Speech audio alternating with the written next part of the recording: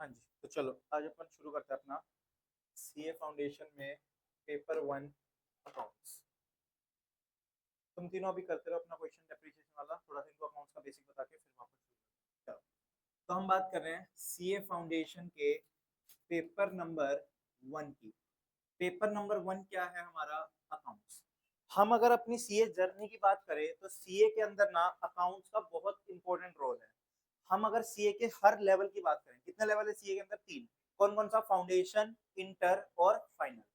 तीनों लेवल पे पहला पेपर हमारा किसका होता है? अकाउंट्स का होता है। तो इसीलिए सीए के अंदर अकाउंट्स बहुत इंपॉर्टेंट है। सर सीए का काम क्या होगा आगे जाके? सीए का आगे जाके काम होगा ऑडिट करना, टैक्स पे टैक्स वगैरह कैलकुलेट करना। तो उसको अगर ऑडिट करना है या उसको अगर टैक्स कैलकुलेट करना है तो उसको अकाउंट्स की नॉलेज चाहिए ही चाहिए। अगर उसकी अकाउंटिंग अच्छी नहीं है तो वो ना ऑडिटिंग अच्छी कर पाएगा ना टैक्स वगैरह अच्छा कर पाएगा, क्योंकि हर जगह पे आपको अकाउंट्स तो चाहिए। क्योंकि हर जगह पे आप किसकी बात करोगे? प्रॉफिट वगैरह की। आप आगे जाके किसकी बात करोगे? प्रॉफिट या लॉस की। टैक्स में क्या होगा? प्रॉफिट के ऊपर टैक्स दिया जाता है, ठीक। तो प्रॉफिट कहाँ से निकालना सीखेंगे? अकाउंट्स से। तो हमें अकाउंट्स के बारे में अच्छे से सब चीजें पता होंगी, तभी हम क्या कर पाएंगे? अकाउंटिंग, और तभी हम बाकी चीजें कर पाएंगे। तो सीए के अंदर अकाउंट सबसे मेन रोल। अकाउंट सबसे क्या है? Main role. पहला पेपर है अकाउंट्स का।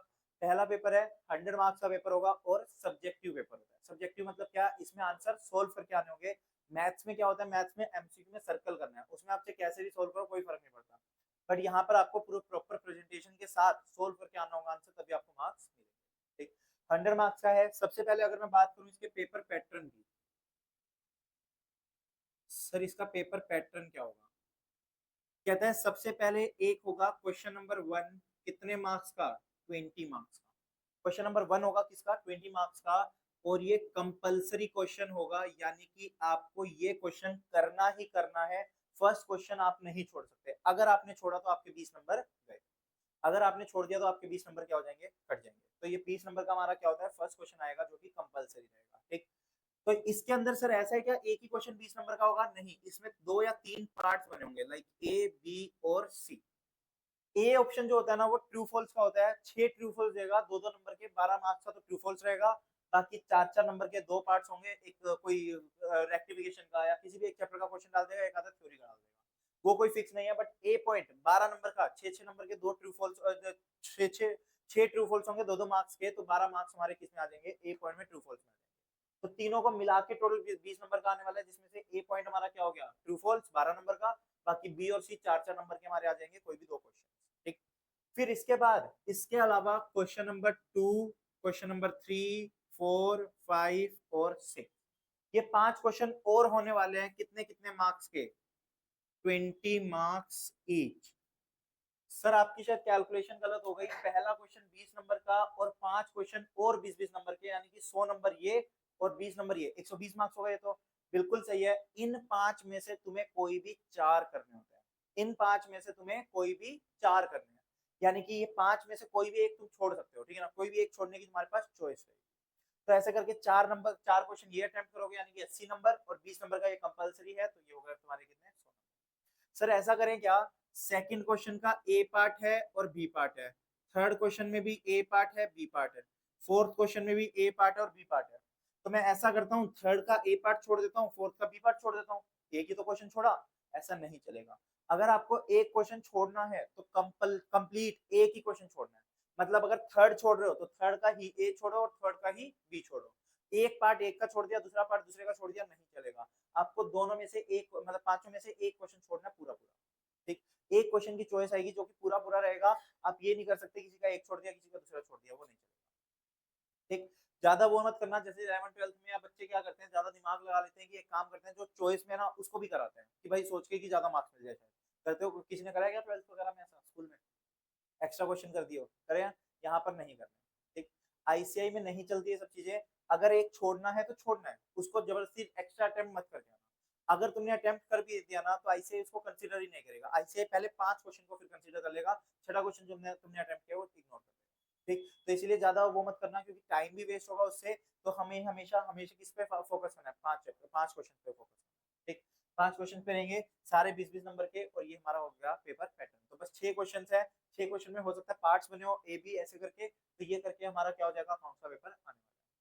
अब मैं तुमसे अगर अकाउंट्स के सिलेबस की बात करूं तो अकाउंट्स का सिलेबस काफी सिंपल और छोटा सा है, काफी सारी चीजें ऐसी होगी जो तुमने सुनी हुई होगी, जो मैं नाम लिखते जाऊंगा तो तुमने तुम्हें ऐसा लगेगा कि काफी सारी चीजें तो सुनी हुई है।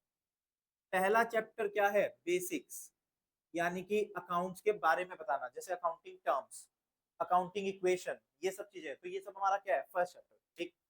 सेकंड चैप्टर हमारा क्या आएगा, अकाउंटिंग प्रोसेस।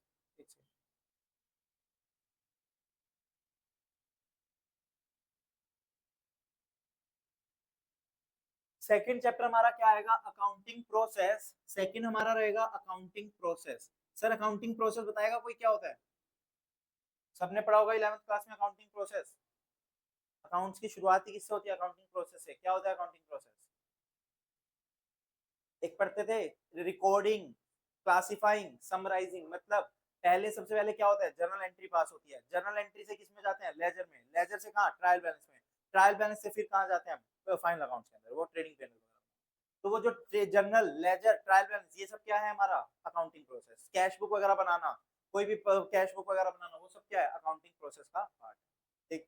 तो अकाउंटिंग प्रोसेस, इसमें हमारा एक मेन चैप्टर है जिससे क्वेश्चन आता है, rectification of error. Accounting process में एक मेन चैप्टर है जिससे क्वेश्चन पूछा जाता है, जो कि कौन सा है, अकाउंटिंग रेक्टिफिकेशन ऑफ एरर। तीसरा chapter, bank reconciliation statement, BRS, पढ़ा 11th क्लास में सबने, बीआरएस। फोर्थ चैप्टर एक हमारा आता है, इन्वेंट्रीज। इन्वेंट्रीज था क्या 11th में या नहीं था? नहीं था, चलो ये नया चैप्टर हो गया हमारे। फिफ्थ एक हमारे पास आएगा, डेप्रिसिएशन। पढ़ा है सबने? कितने मेथड्स पढ़े डेप्रिसिएशन के? दो, कौन कौन से, एसएलएम और डब्ल्यूडीवी। फाउंडेशन हमें 6 मेथड सिखाता है। फाउंडेशन हमें कितने सिखाएगा, 6 सिखाएगा। बट अभी भी मेन वही दो रहेंगे, बट टोटल कितने सिखाएगा, 6 सिखाएगा। ठीक। सिक्स की बात करें तो सिक्स हमारा आएगा, बिल्स ऑफ एक्सचेंज। पढ़ा था 11th क्लास में ये भी, बिल्स ऑफ एक्सचेंज, जिसमें बीआरबीपी अकड़ गया था। कटा तो नहीं था? सेवन, सेवन चैप्टर हमारा आता है, फाइनल अकाउंट्स। फाइनल अकाउंट्स मतलब कौन सा, जिसमें ट्रेडिंग पी और बैलेंस शीट बनाते थे। ठीक। फिर एक एट चैप्टर हमारा आता है, NPO, not for profit organisation, जिसकी आज हम शुरुआत करेंगे। तो आज हम पढ़ना शुरू करेंगे कौन सा, एनपीओ। एनपीओ पहले होता था 12th क्लास के अंदर, बट अभी आई थिंक 2 साल से वो कट गया है, तो तुम लोगों ने शायद नहीं पढ़ा होगा उसे, बट वरना पहले 12th क्लास में होता था। ठीक। नोट फॉर प्रॉफिट ऑर्गेनाइजेशन यानी कि एनपीओ। ठीक, वो हमारा यहाँ पर हो गया। नाइन्थ चैप्टर की बात करें तो नाइन्थ हमारा आएगा, single entry. I think 11th class में एक चैप्टर था, अकाउंटिंग फॉर इनकम्प्लीट रिकॉर्ड्स के नाम से, आई थिंक 11th में था ऐसा कुछ। अकाउंटिंग फॉर इनकम्प्लीट रिकॉर्ड्स एक चैप्टर होता है जिसका नाम होता है सिंगल एंट्री। उसके बारे में भी हम यहाँ बात करेंगे, जब करवाऊंगा बता दूंगा इसके बारे में। 10th एक हमारी आएगी, पार्टनरशिप। सर पार्टनरशिप तो 12th में कोई चैप्टर नहीं था, पूरी की पूरी क्या थी, बुक। वो पूरी बुक यहाँ पर क्या है, एक चैप्टर है। इवन उस बुक से ज्यादा ही है। जो तुम पूरी बुक पढ़ते थे पार्टनरशिप की, वो पूरी बुक तो यहाँ पर है ही है, उसमें और भी एक्स्ट्रा चीजें हैं। जैसे तुम लोग क्या पढ़ते थे बुक में, पहला चैप्टर होता था बेसिक या फंडामेंटल्स। ठीक, वो भी रहेगा, जिसमें पी एंड एल अप्रोप्रिएशन बनाना सीखते थे, हमें बनाना है। फिर क्या था, गुडविल, गुडविल भी हमें सीखनी है। Change in profit sharing ratio सीखना है। एडमिशन सीखना है, रिटायरमेंट सीखना है, डेथ सीखनी है, डिजोल्यूशन सीखना है। डिजोल्यूशन में सिर्फ एक चीज सीखते थे तुम, रियलाइजेशन अकाउंट बनाना। यहाँ पर डिजोल्यूशन में और 3 चीजें और ऐड हो जाएगी। वहां पर सिर्फ क्या होता था, फॉर्म बंद हो रही है, बंद करके दिखा दो। यहाँ पर क्या होगा, एक पार्टनर इंसॉल्वेंट हो जाएगा, तो उसका ट्रीटमेंट बता दो। ठीक, तो यहाँ पर एक्स्ट्रा चीजें ऐड हो जाएंगी। ठीक है ना। और लास्ट 11th नंबर पे क्या आएगा, कंपनी अकाउंट्स। 11th नंबर पे क्या आएगा, कंपनी अकाउंट्स। कंपनी अकाउंट्स पढ़िए 12th में, तीसरी बुक होती थी हमारी। क्या क्या होता था उसमें, इश्यू ऑफ शेयर्स। क्या होता था, एक तो इश्यू ऑफ शेयर्स, फिर क्या होता था, इश्यू ऑफ डिवेंचर्स, बस खत्म। यहाँ पर क्या होगा, issue of shares, issue of debentures, redemption of debentures, redemption of preference और बोनस इशू भी होगा। ठीक, तो ऐसे करके टॉपिक्स क्या होंगे, बढ़ जाएंगे। तो कुछ कुछ टॉपिक तुम्हें सेम लग रहे होंगे, बट यहाँ पर लेवल बढ़ जाएगा उनका, उनके अंदर की चीजें बढ़ जाएगी, उनके अंदर एक्स्ट्रा चीजें ऐड हो जाएगी। तो ये मत सोचना कि अकाउंट्स ऐसे ही हो जाएगा कि हमने तो 11th 12th में पढ़ लिए सारी चीजें, तो क्यों इतना ध्यान देना, नहीं। पूरा ध्यान देना होगा, क्योंकि चीजें बढ़ जाएंगी, लेवल बढ़ जाएगा। जो चीजें तुम 11th 12th में पढ़ते थे, उनसे बहुत अपर चीजें आने वाली है, बहुत ऊपर की चीजें आने वाली है। तो इसलिए हमें बहुत ध्यान से इसको देखना। ठीक, तो ये सिलेबस है, ये पेपर पैटर्न है अकाउंट्स का पूरा। 100 नंबर का सब्जेक्टिव पेपर होने वाला है। कुछ भी सिलेबस या अकाउंट्स या कुछ भी चीज पे डाउट हो तो पूछो, वरना फिर अपना टॉपिक शुरू किया रहेगा। चलो, चलो डालना हेडिंग। कितना बचे अब? ठीक है, एक बार ये काम करो, एक नया कर लो, फिर उसके बाद डाउट निकालना, तुम भी नया निकाल लो, अभी इसको कर लेना। डालना हेडिंग चैप्टर का नाम, not for profit organisation, not for profit organisations, not for profit organisations, यानी कि एनपीओ, एनपीओ ब्रैकेट में लिख दो 10 to 15 मार्क्स। इसकी वेटेज पेपर में कितनी रहती है? 10 to 15 मार्क्स की वेटेज रहती है, और ऑलमोस्ट 90 to 95% इसके चांसेस है कि पेपर में आएगा ही आएगा। 100% भी बोल सकता हूँ मैं, लेकिन सर हम ना आईसीए के पेपर देने बैठे हैं, सीए के पेपर देने बैठे हैं, तो आप ना उसमें 100% श्योर हो ही नहीं सकते किसी चीज को। आईसीआई कब कौन सा चैप्टर कट ना दे पेपर में, कौन सा चैप्टर दे दे, कोई नहीं बता सकता। बट जनरली ये है कि ये चैप्टर ऑलमोस्ट कंफर्म है कि पेपर में आएगा ही आएगा। एनपीओ से क्वेश्चन पेपर में तुम्हें दिखेगा ही दिखेगा, ये चीज ऑलमोस्ट श्योर है, बट 100% इसीलिए नहीं बोलते क्योंकि कंफर्म नहीं होता, ठीक, 100% नहीं होता, ठीक। तो ये हमारा पेपर में रहने वाला है, क्वेश्चन आएगा एनपीओ। सर क्या होता है, नाम से कुछ समझ आ रहा है? नॉट फॉर प्रॉफिट ऑर्गेनाइजेशन क्या होता है? जो प्रॉफिट नहीं, आगे, जो प्रॉफिट नहीं कमाएंगे, यही होगा एनपीओ। क्या कहते हो, एनपीओ का मतलब क्या हुआ? Not for profit organisation. मतलब क्या हुआ सर? एक ऐसी ऑर्गेनाइजेशन जो प्रॉफिट कमाने के लिए नहीं है, मतलब जो प्रॉफिट कमाने के लिए नहीं है, या फिर जो प्रॉफिट नहीं कमाएगी, जो प्रॉफिट कमाने के लिए नहीं है, ठीक। उनका मोटिव क्या था? लोगों का भला करना। उन्होंने बनाया किस लिए था? लोगों का भला करने के लिए। बट ऐसा नहीं है कि प्रॉफिट कमाएंगे ही नहीं, हो सकता है उनको भी प्रॉफिट हो जाए। क्या होता है, बहुत सारे ट्रस्ट वगैरह होते हैं, क्या उनको प्रॉफिट नहीं होता? होता है, बिल्कुल होता है प्रॉफिट। बहुत सारे इतने सारे ट्रस्ट हैं जिनको क्या होता है, प्रॉफिट हो जाता है।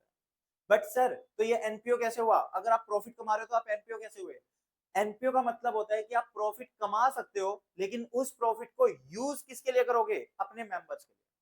मतलब क्या हुआ, अगर मान लो मैं हूं, मैंने ये इंस्टीट्यूट खोला, इस इंस्टीट्यूट से जो भी प्रॉफिट होगा मैं घर ले जाऊंगा, घर पे अपना खर्चा करूंगा, मस्त पार्टी वार्टी करूंगा, ठीक। तो वो मेरा क्या हुआ? ये क्या मेरी एनपीओ है? नहीं। इस पे मैं अपने लिए प्रॉफिट कमा रहा हूँ, प्रॉफिट हुआ, मैं ले गया घर पे और हो गया। अब मैंने क्या किया, मैंने एक ना ट्रस्ट खोला जहां पर मैं ऐसे होगा कि लेट से कोई बच्चों को फ्री में पढ़ा रहा हूँ, बच्चों को फ्री में पढ़ाई दे रहा हूँ, तो वो मेरा क्या है? ट्रस्ट है। वो मेरे लिए क्या है? एनपीओ है। वो मेरे लिए क्या है? एनपीओ। तो अगर वहां से भी बाय चांस मुझे प्रॉफिट हुआ, सर आप तो फीस ही ले रहे, प्रॉफिट कहां से होगा? आपने तो फीस ही मना कर दिया, आपने बोला कि फ्री में बच्चों को पढ़ा रहे हैं, तो प्रॉफिट कहां से होगा?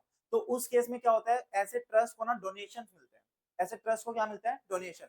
होता है ना, तुमने पैसा डोनेट कर दिया, तुमने ये डोनेशन दे दिया, वो डोनेशन दे दिया, तो ऐसे ट्रस्ट को ना डोनेशन मिलता है। मान लो एक ऑर्फनेज है, एक ऑर्फनेज है, उसको बहुत सारा डोनेशन मिला, उस डोनेशन से उसने खर्चे कर दिए, 2 लाख का डोनेशन मिला, 1.5 लाख के खर्चे कर दिए, 50,000 का उसका क्या हुआ? प्रॉफिट। 50,000 का उसका क्या हुआ? प्रॉफिट। तो यहाँ पर क्या उसको प्रॉफिट कमाने से मना कर दिया? क्या बोलेंगे कि जाओ 50,000 कूड़े में डालो इसको, क्योंकि आप नहीं कमा सकते? ऐसा नहीं है। प्रॉफिट आप कमाओ, लेकिन वो जो 50,000 बच गए ना, उसको आप अपने घर मत ले जाना, उसको अगले साल उन बच्चों पे ही खर्च कर देना। उसको अगले साल क्या करना? उन बच्चों पे ही खर्च करना। आप उस प्रॉफिट को अपने पर्सनल यूज के लिए खर्च नहीं कर। तो मतलब क्या हुआ, एनपीओ का सीधा सा मतलब है एक ऐसी ऑर्गेनाइजेशन जिसको हमने प्रॉफिट कमाने के लिए नहीं बनाया, बट अगर प्रॉफिट कमा लिया तो उस केस में उस प्रॉफिट को यूज कहां करेंगे? उसी ऑर्गेनाइजेशन में करेंगे, कहीं बाहर नहीं ले जा सकते। बात समझ आ रही है? बच्चों के लिए एसी लगवा दिया, बच्चों के लिए कुछ और लोग छत बनवा दी, बच्चों के लिए बिल्डिंग बनवा दी, कुछ भी ऐसा खर्चा कर दो, लेकिन उसी ऑर्गेनाइजेशन में ही वो प्रॉफिट यूज होगा, ऑर्गेनाइजेशन से बाहर प्रॉफिट नहीं जाएगा, तो वो क्या कहलाएगा?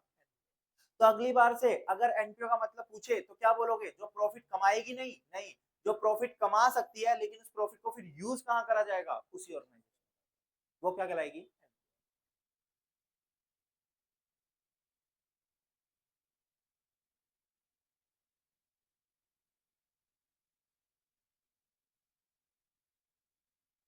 क्या होता है देखना, हमने एक टॉपिक, मैंने एक नाम बोला फाइनल अकाउंट्स। फाइनल अकाउंट्स क्या होता है? फाइनल अकाउंट्स क्या होता है कि अगर मान लो मैं पूरे साल बिजनेस कर रहा हूँ, 1 अप्रैल से लेके 31 मार्च तक मैंने बिजनेस किया, अब जैसे ही मेरा साल खत्म हुआ, मैं देखना चाहता हूँ कि मेरी कंपनी ने कितना प्रॉफिट कमाया या मेरे बिजनेस में कितना प्रॉफिट कमाया। तो उस प्रॉफिट को कैलकुलेट करने के लिए जो हम कैलकुलेशन करते हैं, वो क्या होती है? Final account. वो क्या होती है? Final account. पूरे साल आपने अकाउंटिंग, पूरे साल आपने बिजनेस चलाया चलाया चलाया, बिजनेस साल खत्म होते ही आप चेक करना चाहोगे ना कि कितना प्रॉफिट हुआ, तो उस प्रॉफिट को चेक करने के लिए आप क्या बनाओगे? Final account. फाइनल अकाउंट्स किस किस के लिए बनाए जाते हैं? फाइनल अकाउंट्स किसके लिए बनेंगे? एक बनता है सोल प्रोप्राइटरशिप का।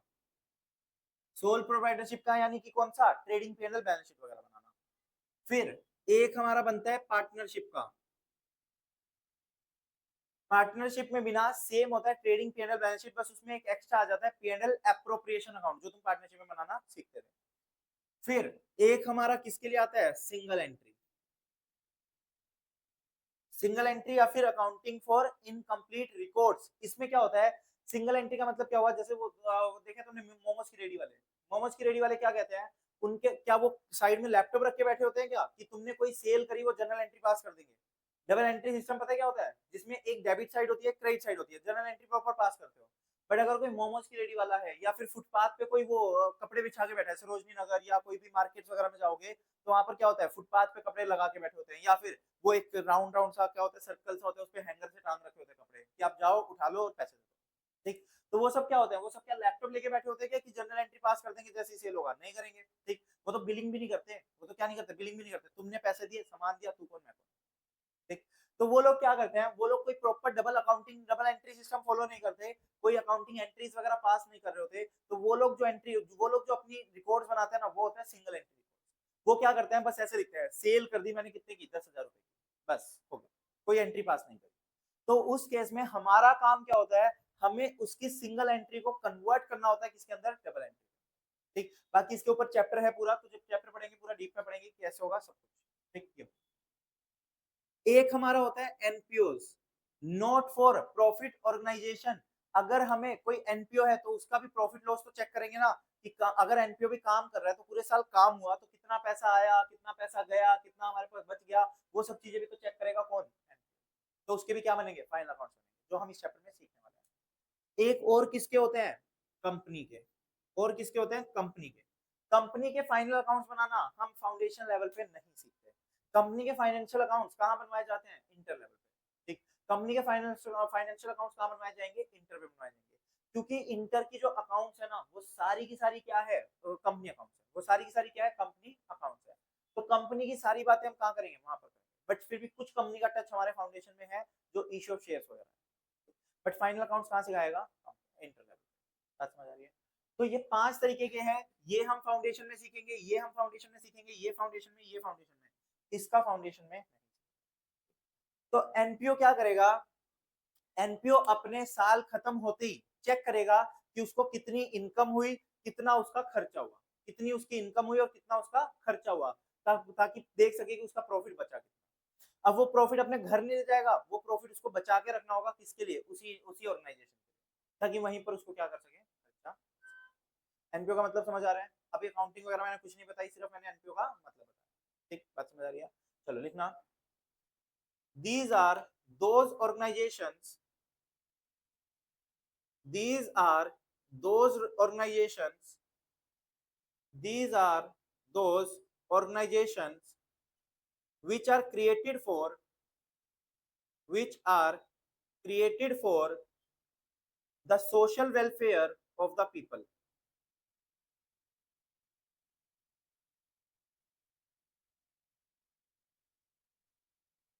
which are created for the social welfare of the people। Underline कर देना सोशल वेलफेयर। कहता है ये किसके लिए बना है, सोशल वेलफेयर करने के लिए। कॉन्सेप्ट्स को ना बहुत ध्यान से सुनना हर चैप्टर के, क्यों सर, क्योंकि हमारे पास ना ट्रू फॉल्स भी आने वाले हैं, और ट्रू फॉल्स को कहां से क्या पूछ ले कुछ नहीं पता, तो ऐसा नहीं है कि हमने अगर क्वेश्चंस कर लिए तो हमारा काम हो गया, नहीं, हमें हर कॉन्सेप्ट पे ध्यान देना है। और कल को क्वेश्चन इसी पे पूछ लेगा कि एनपीओ को प्रॉफिट कमाना अलाउड नहीं है। अगर मैंने तुम्हें एनपीओ का मतलब ना बता के सीधा क्वेश्चन कराना शुरू करवा दिया होता कि एनपीओ में ये अकाउंट बनेंगे, ऐसे ऐसे एंट्रीज होंगी, क्वेश्चन कर दो, ऑब्वियसली कर जाते उससे क्वेश्चन। बट अगर ट्रू फॉल्स में आ गया कि एनपीओ को प्रॉफिट कमाना अलाउड ही नहीं है, तुम क्या कराते, ट्रू, जबकि क्या होता, फॉल्स।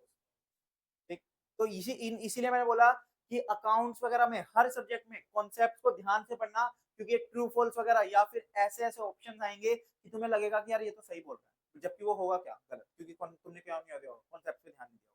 तो इसीलिए कॉन्सेप्ट पे पूरा ध्यान रखना, पूरा फोकस रखना क्लास के अंदर कि कौन सा पॉइंट क्या बोल रहा है, ठीक है ना। तो एनपीओ किसके लिए बना है, सोशल वेलफेयर के लिए, बट क्या इसको प्रॉफिट कमाने से मना करा गया, नहीं, प्रॉफिट कमा सकते हो, उसको यूज करने पर रेस्ट्रिक्शन लगा दी गई।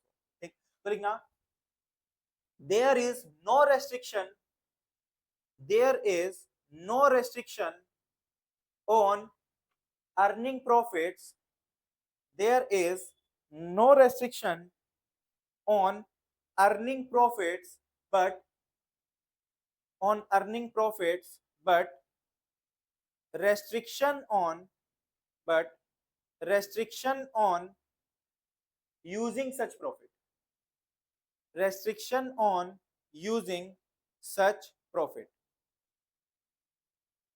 कहते हैं कि आपको अर्न करने पे कोई रेस्ट्रिक्शन नहीं है, आपको उस प्रॉफिट को यूज करने पे रेस्ट्रिक्शन है। अगर आप अपने घर पे लेके जाओगे तो वो रेस्ट्रिक्शन है, लेकिन अगर आप उस ऑर्गेनाइजेशन में यूज कर रहे हो तो चलेगा, कोई दिक्कत नहीं, ठीक है ना। तो वो हो जाता है। फॉर एग्जाम्पल एनपीओ के कुछ एग्जाम्पल्स है, कौन कौन से? Charitable schools, charitable schools, comma charitable governments, sorry charitable government sports club, charitable schools, comma charitable government sports clubs, comma government hospitals, government hospitals, comma ICAI, ICAI etcetera etcetera. ठीक, कहते हैं जितने भी ये चैरिटेबल स्कूल्स हैं जो अनाथ बच्चों को पढ़ाने वाले या कुछ भी ऐसे ट्रस्ट वगैरह बना के वो बच्चों को पढ़ा रहे हैं, जहां पर वो फीस वगैरह चार्ज नहीं करते, उनके भले के लिए पढ़ा रहे हैं, तो वो चैरिटेबल स्कूल्स। गवर्नमेंट हॉस्पिटल्स वगैरह ICAI, वो भी किसमें आता है? उसमें क्या बोलते हैं, एनपीओ में आता है। बट क्या ICAI प्रॉफिट नहीं कमाता होगा? बिल्कुल कमाता है, ICAI बहुत प्रॉफिट कमाता है। ठीक, इतने इतने पैसे लेता है तुम सबसे, कितने कितने लिए? 9,000 सबसे लिए, 9,000 अभी ले लिए, एग्जाम फीस के नाम पे फिर पैसे ले लेंगे, फिर इंटर लेवल पे फिर ले लेंगे, बदले में तुम्हें क्या दे रहे हैं? बुक दे रहे हैं, बस 1500 2,000 रुपए। ठीक, सिर्फ बदले में क्या दे रहे हैं? बुक्स दे रहे हैं, तो अच्छा खासा पैसा कमा लेते हैं वो लोग, ठीक है ना। बट वो क्या क्या हो गया है, तो एनपीओ प्रॉफिट कमा रहे हैं, बट उस प्रॉफिट को यूज कहाँ करेंगे? आईसीआई के अंदर। ठीक, तुम बच्चों पे ही करेंगे, तुम ही सब पे करेंगे, ठीक है। कहता है कि अब इसका अकाउंटिंग ट्रीटमेंट क्या होगा, यानी कि हम कैसे प्रॉफिट या लॉस कैलकुलेट करेंगे, उसका अकाउंटिंग ट्रीटमेंट कैसा होगा। तो डालना heading accounting treatment, accounting treatment, accounting treatment. देखना इसके अंदर, for proper transparency, for proper transparency, comma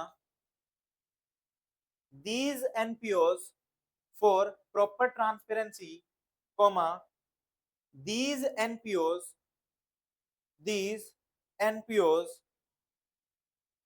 these NPOs prepare proper books of accounts, these NPOs prepare proper books of accounts in which two main accounts are prepared, in which two main accounts are prepared, in which two main accounts are prepared। तो क्या कह रहा है? कहता है कि आपको अगर इसमें प्रॉपर ट्रांसपेरेंसी रखनी है तो आपको दो अकाउंट्स बनाने पड़ेंगे। सर एक बात बताओ, एनपीओ ही तो है, ट्रस्ट ही तो है, उसमें क्यों अकाउंटिंग करें? छोड़ो ना अकाउंटिंग, कोई प्रॉफिट कमा, आपको ऐसा तो है नहीं कि मुझे प्रॉफिट घर लेके जाना हो, जो आएगा उसी पे खर्च होगा, जो खर्चा है उसी का है सारा कुछ, तो उसके लिए क्यों अकाउंटिंग करने की जरूरत है? रियल लाइफ में क्या होता है, जो ये ट्रस्ट होते हैं ना, इन्हीं पे सबसे ज्यादा टैक्स की चोरी की जाती है। पता है टैक्स एविजन, टैक्स पता है ना सबको, टैक्स के बारे में तो पता है। आप कितनी इनकम कमाते हो उस पर गवर्नमेंट को टैक्स देना पड़ता है, ठीक है ना। वो इंटर लेवल पे पढ़ेंगे टैक्स के बारे में, बट बेसिक समझ लो कि जितनी भी इनकम अर्न करोगे ना उस पर गवर्नमेंट को टैक्स देना पड़ता है, ठीक। तो जो भी बड़े बड़े सेलिब्रिटीज है, जैसे तुमने देखा होगा बहुत सारे सेलिब्रिटीज है जिनके ना बहुत सारे ट्रस्ट बने हुए हैं। वो क्यों बनाते हैं ट्रस्ट? ताकि वो अपनी इनकम को ट्रस्ट के नाम पे दिखा सकें, ताकि उनका टैक्स सेव हो सके। ट्रस्ट वगैरह के ऊपर ना कम बहुत ना के बराबर टैक्स होता है, ठीक। तो अगर मान लो जैसे सलमान खान है, सलमान खान ने बीइंग ह्यूमन बना दिया, या फिर कोई भी ऐसे सेलिब्रिटीज अपने अपने वो बना के रखते हैं, जैसे विराट कोहली ने बनेट बनाया, या ऐसा कुछ कुछ भी ऐसे वो बना लेते हैं, ये सब ट्रस्ट होते हैं। बीइंग ह्यूमन क्या है? ट्रस्ट है। तो सलमान खान क्या करता है, अपनी इनकम अगर वो डायरेक्टली रखता तो उसको बहुत सारा टैक्स देना पड़ता, वो बीइंग ह्यूमन के थ्रू ना कुछ ऐसे रोटेट कर लेता है जिससे उसका टैक्स बच जाता है। अब अगर तुम लोग उसकी अकाउंटिंग ना मांगो, अगर तुम उसकी एनपीओ की अकाउंटिंग बना कर दो कि एनपीओ की अकाउंटिंग करने की जरूरत ही नहीं है, तो लोग क्या करेंगे, उनके लिए तो और इजी हो जाएगा, वो अपनी सारी की सारी इनकम किस पे दिखा देंगे? उस ट्रस्ट के नाम पे दिखा देंगे। अब उससे कुछ पैसा अगर मैं अपने घर भी ले गया, किसको पता है? तुमने तो अकाउंटिंग ही नहीं करी। तो इसीलिए कहता है ट्रांसपेरेंसी के लिए, फॉर प्रॉपर ट्रांसपेरेंसी, कहता है अच्छे से सब कुछ दिखे तुम्हें, सारा सब चीजें क्लियर रहे, उसके लिए हमें क्या बना, हमारा क्या बनाया जाता है? एनपीओ की अकाउंटिंग की जाती है। तो उसके अंदर दो मेन अकाउंट्स है, वो दो अकाउंट्स हमें बनाने सीखने हैं। कौन कौन से? लिखना पहला account, first account receipt and payment account, receipt and payment account, receipt and payment account, receipt and payment account. Sir ये रिसीट एंड पेमेंट अकाउंट क्या होता है? बिल्कुल सेम है जो तुमने बनाया है कैश अकाउंट। तुमने 11th 12th में कैश अकाउंट बनाया होगा, वो सेम कैश अकाउंट क्या है? ये रिसीट एंड पेमेंट अकाउंट है। यानी कि जितना पैसा आया वो किधर, डेबिट या क्रेडिट? अगर मेरे पास पैसा आ रहा है तो मैं कैश अकाउंट को डेबिट करूंगा क्रेडिट करूंगा? अगर मेरे पास पैसा आ रहा है तो मैं कैश अकाउंट को डेबिट करूंगा या क्रेडिट करूंगा? डेबिट करेंगे। सोच कर इतना जल्दी जल्दी बोला करो। ठीक, इंटरेक्टिव मैंने बोला ना, इंटरेक्शन को आंसर दिया करो फटाफट से। अगर मैंने बोला कि मेरे पास पैसा आ रहा है तो पैसा आएगा तो मेरा कैश बढ़ गया, कैश बढ़ा तो किस साइड आ जाएगा? डेबिट। अगर हमारा पैसा जा रहा है तो किस साइड आ जाएगा? Credit. Same goes with receipt and payment account. Receipt and payment account में डेबिट साइड बोला जाता है रिसीट को, और क्रेडिट साइड बोला जाता है पेमेंट्स को। पैसा आया तो रिसीट साइड डाल देंगे, पैसा गया तो पेमेंट साइड डाल देंगे। कैश का डेबिट बैलेंस होता है क्रेडिट बैलेंस होता है? कैश क्या है? हमारा एसेट है। एसेट्स का क्या होता है? डेबिट बैलेंस या credit balance? Debit balance. Assets हमारे किस साइड दिखते हैं? Debit side. पता है डेबिट बैलेंस क्रेडिट बैलेंस किसको बोलते हैं? अगर तुम ओपनिंग बैलेंस लिखते हो, बैलेंस बीडी, कैश का ओपनिंग बैलेंस डेबिट साइड लिखते हो या क्रेडिट साइड लिखते हो? Debit side. इसका मतलब क्या हुआ? उसका डेबिट बैलेंस। बात समझ आ रही है? तो इसका मतलब क्या हुआ? रिसीट्स एंड पेमेंट में क्या होगा? जितना पैसा आया डेबिट यानी कि रिसीट साइड, और जितना पैसा गया यानी कि क्या? Payment side. ठीक, वो किस पे बनता है? कैश बेसिस पे बनता है। ये किस पे बनता है? कैश बेसिस पे। हमारी अकाउंट्स के अंदर दो बेसिस होते हैं अकाउंटिंग के, कौन कौन से? अक्रूवल बेसिस और कैश बेसिस। हमारी अकाउंटिंग के दो बेसिस होते हैं, एक होता है कैश बेसिस, एक होता है अक्रूवल बेसिस। कैश बेसिस क्या बोलता है कि अगर आपके पास कैश आया या आपके पास कैसे कैश गया, रिकॉर्ड कर दो। कोई फर्क नहीं पड़ता वो कैश कब का है। मान लो अगर आयुष ने मुझे 5 साल बाद की फीस आज ही दे दी, तो आज कैश तो आ गया ना मेरे पास, तो मैं रिकॉर्ड कर लूंगा। ठीक, लेकिन अगर मान लो मैंने किसी को उधार पे सामान बेचा, मैंने किसी को क्या किया? उधार पे सामान बेचा, तो ना मेरे पास कैश आया ना मेरा कैश गया, तो उसकी मैं कोई एंट्री पास फिर नहीं। बात समझ आ रही है? लेकिन अप्रूवल बेसिस क्या बोलता है कि आपका करंट ईयर की जो भी ट्रांजेक्शन है वो रिकॉर्ड की जाएगी। करंट ईयर की जो भी, करंट ईयर से रिलेटेड ट्रांजेक्शन रिकॉर्ड करना, यानी कि करंट ईयर के खर्चे दिखाना, करंट ईयर की इनकम दिखाना। अगर आयुष ने मुझे 5 साल बाद की फीस दी, तो वो इनकम किस साल की है? 5 साल बाद की। इस साल की इनकम थोड़ी है, इस साल तो सिर्फ इसने मुझे पैसा दिया। ये फीस पढ़ाऊंगा कभी से? 5 साल बाद। तो मेरी इनकम कब बनेगी? 5 साल बाद। तो यानी कि वो रिकॉर्ड कब की जाएगी? इनकम 5 साल बाद की। तो वो क्या बोलता है? अक्रूवल। सिर्फ और सिर्फ इस साल की इनकम को रिकॉर्ड करो, इस साल के खर्चों को रिकॉर्ड करो, कौन बोलता है? Accrual basis. बात समझ आ रहा है? तो दो बेसिस होते हैं, कैश बेसिस और एक अक्रूवल बेसिस। तो जो रिसीट एंड पेमेंट अकाउंट है ये किस पे बनेगा? कैश बेसिस पे। कहता है अगर आपको कैश मिला तो इस अकाउंट में डाल देना, चाहे कितना भी कैश हो, किसी भी साल का कैश हो, कोई फर्क नहीं पड़ता। पिछले साल का कैश हो, करंट ईयर का कैश हो, या फिर अगले साल का कैश हो, अगर तुम्हें मिल गया तो इसमें डाल देना। ठीक, ऐसे अगर तुमने पेमेंट करी तो भी इसमें आ जाएगा। बना दो एक T shape account, T shape account बना दो। इसके नीचे ज्यादा बड़ा नहीं चाहिए, 4-5 लाइनों का बहुत है। दो दो कॉलम बनेंगे, दो कॉलम डेबिट साइड, दो कॉलम क्रेडिट साइड। इधर आ जाएगा रिसीट्स, इधर आ जाएगा अमाउंट, इधर आएगा पेमेंट्स, और इधर आएगा amount. Receipts amount payment amount, receipts amount payments amount.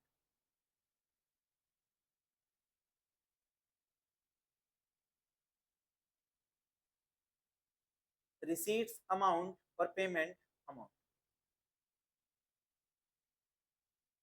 सबसे पहले इस अकाउंट में क्या होगा? सबसे पहले इस अकाउंट में हमारे पास कुछ कैश का ओपनिंग बैलेंस होगा। कैश का भी हो सकता है, बैंक का भी हो सकता है। यहाँ पर ये जो रिसीट एंड पेमेंट अकाउंट है ये कैश और बैंक मिला के, क्योंकि वहां पर हम 11th 12th में क्या करते थे? कैश अकाउंट अलग बनाते थे, बैंक का अकाउंट अलग बनाते थे। बट ये जो है रिसीट एंड पेमेंट अकाउंट ये इकट्ठा है। चाहे आपके पास कैश में पैसा आए, चाहे आपके पास बैंक में पैसा आए, दोनों को किस में डाल देंगे? रिसीट साइड पे डाल देंगे। ठीक, तो यानी कि सबसे पहले क्या होगा? इधर आएगा to balance BD, to balance BD यानी कि ओपनिंग बैलेंस। किसका opening balance? Opening cash and bank, opening cash and bank. जितना भी हमारे पास ओपनिंग बैलेंस हुआ वो किस साइड आ जाएगा? Debit side. फिर इसके बाद यहां पर क्या आएगा?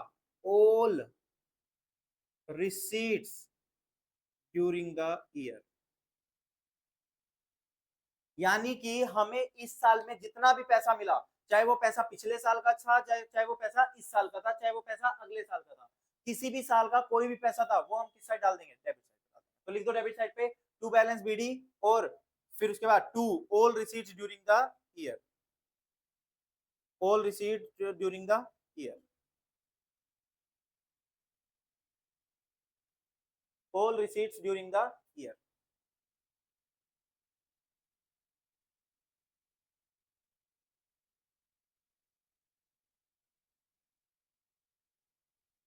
ठीक, इसके ब्रैकेट में लिख दो all receipts के ब्रैकेट में previous year, current year, next year, previous year, current year, next year. यानी कि चाहे वो पैसा प्रीवियस ईयर का हो, चाहे वो पैसा करंट ईयर का हो, चाहे वो पैसा नेक्स्ट ईयर का हो, अगर हमें मिला है तो हम डेबिट कर देंगे, कोई फर्क नहीं पड़ता उससे कौन सी है। ठीक, फिर क्रेडिट साइड पे क्या लिखेंगे, सबसे पहले सारी की सारी पेमेंट, तो बाय ऑल पेमेंट्स, जितनी भी हमने पेमेंट्स करी कब, during the year, by all payments during the year, by all payments during the year. इसमें भी चाहे वो प्रीवियस ईयर की हो, करंट ईयर की हो, चाहे वो नेक्स्ट ईयर की हो, जितनी भी हमने पेमेंट करी वो सारी की सारी कहाँ जाएगी, क्रेडिट साइड पर, वो सारी की सारी किधर आ जाएगी, क्रेडिट साइड। अब सोच के देखो, जितना पैसा मेरे पास शुरू में था, मान लो मेरे पास 100 रुपए शुरू में थे, 1000 रुपए और आ गए, 1100 हो गए, 1100 में से 900 रुपए मैंने पे कर दिए, तो मेरे पास बच कितने गए, 200।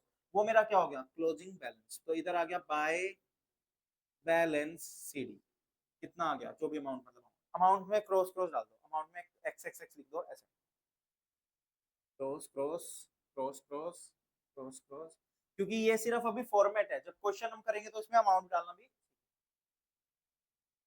ठीक, तो ये हमारा क्या हो गया, रिसीट एंड पेमेंट अकाउंट। तो एक अकाउंट तो हमें ये बनाना होगा सर, दूसरा कौन सा, दूसरा अकाउंट होता है income and expenditure account, income and expenditure account.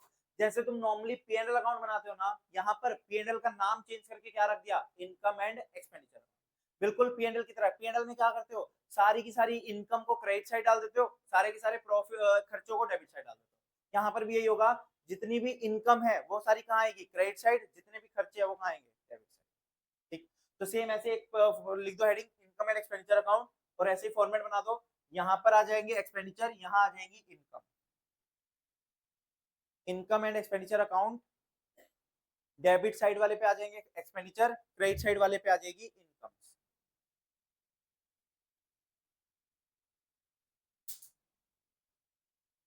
Debit side पे आ जाएंगे एक्सपेंडिचर, क्रेडिट साइड पे आ जाएगी इनकम। तो expenditure amount, income amount, expenditure amount, income amount. तीन गोल्डन रूल्स पता है ना अकाउंटिंग के, क्या होता है तीन गोल्डन रूल्स, तुम तीन मत बोलना, तुम्हें बताया था क्या नहीं, तो बताओ। Debit the receiver, credit the giver, और credit all incomes and gain. तो तीन हमारे गोल्डन रूल्स होते हैं, पहला debit the receiver, credit the giver, दूसरा debit what comes in, credit what goes out, और तीसरा debit all the expenses and losses and credit all the incomes and gains.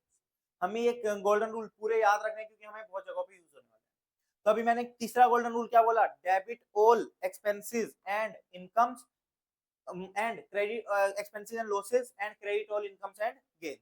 यानी कि जितने भी खर्चे हैं या जितने भी लॉसेस है सारे किधर आएंगे, डेबिट साइड, और जितनी भी इनकम्स है सारी किधर आएंगी, क्रेडिट साइड। तो डेबिट साइड वाला क्या होगा, एक्सपेंडिचर, और क्रेडिट साइड वाला क्या होगा, इनकम।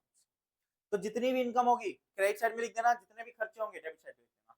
तो जो सर जो ये इनकम एंड एक्सपेंडिचर अकाउंट है, ये कौन से बेसिस पे चलता है, अक्रूवल बेसिस पे। इनकम एंड एक्सपेंडिचर अकाउंट में मैं सिर्फ और सिर्फ किसकी इनकम लिखूंगा, इस साल की इनकम लिखूंगा। अगर मेरी कोई पिछले साल की इनकम थी जो मिली इस साल है, मैं नहीं डालूंगा, क्यों, क्योंकि वो मेरी पिछले साल की इनकम, तो वो मैंने पिछले साल की इनकम में दिखा दी होगी। अगर वो मेरी आने वाले अगले साल की इनकम है, तो मैं उसको इस साल नहीं दिखाऊंगा, मैं उसको कब दिखाऊंगा, अगले साल दिखाऊंगा, क्योंकि वो मेरी क्या है, अगले साल की। बात समझ आ रही है। तो वो हमारा क्या होता है, अक्रूवल बेसिस। तो इनकम एंड एक्सपेंडिचर अकाउंट किस पे बनेगा, अक्रूवल बेसिस। ठीक, इनकम एंड एक्सपेंडिचर अकाउंट में सारे के सारे खर्चे डालेंगे और सारी की सारी इनकम डालेंगे। ठीक, तीन टाइप के अकाउंट्स होते थे अकाउंट्स के अंदर, एक था रियल अकाउंट, एक था नॉमिनल अकाउंट, और एक था पर्सनल अकाउंट। रियल अकाउंट मतलब क्या, चलो पर्सनल अकाउंट मतलब क्या, नॉमिनल अकाउंट मतलब क्या, बोलो कोई सा एक तो बताओ। नॉमिनल अकाउंट मतलब क्या होता है? एक ऐसा अकाउंट जिसमें खर्चे और इनकम रिकॉर्ड की जाती है और आपको लास्ट में प्रॉफिट या लॉस निकाल के देता है। नॉमिनल अकाउंट किसके लिए बनाया जाता है? खर्चे और इनकम को रिकॉर्ड करने के लिए। जैसे कि हम बात कर रहे हैं ये पीएनएल अकाउंट। पीएनएल अकाउंट एक नॉमिनल अकाउंट होता है। तो जैसे ये इनकम एक्सपेंडिचर है, ये भी एक नॉमिनल अकाउंट है। इसमें आप अपनी इनकम डालोगे और खर्चे डालोगे और उससे आपको क्या मिल जाएगा? एक प्रॉफिट या लॉस निकल के आ जाएगा। पर्सनल अकाउंट मतलब क्या? एक पर्सन से रिलेटेड हो, जैसे डेटर्स का अकाउंट, क्रेडिटर्स का अकाउंट, ये सब क्या होता है? पर्सनल अकाउंट होता है।